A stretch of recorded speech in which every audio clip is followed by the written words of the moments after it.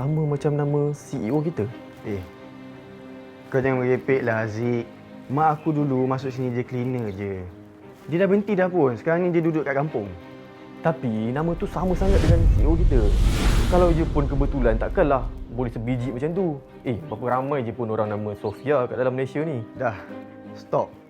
Kau jangan pandai-pandai buat teori. Bukan semua orang biasa macam kita ni ada plot twist dalam hidup dia. Macam drama TV, okey? Ada sesuatu yang tak kena dengan nada suara Rafiq ni. Tapi dia macam tak nak berterus terang.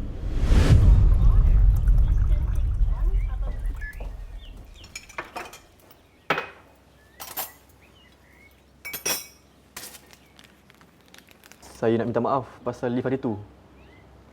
Saya tak berniat nak... Tak berniat nak buat I lambat masuk meeting? Sure, tu bukan niat.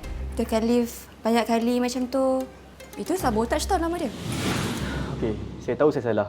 Saya minta maaf, okey? Tapi at least boleh saya tahu nama awak? Nak panggil apa? Sofia. Sofia dengan huruf Y. S-O-F-I-Y-E. Jelas? Kena I je dalam bahasa Jawi pula lepas ni ke macam mana? Sofia. Tanya nama pun nak marah. Apa you cakap?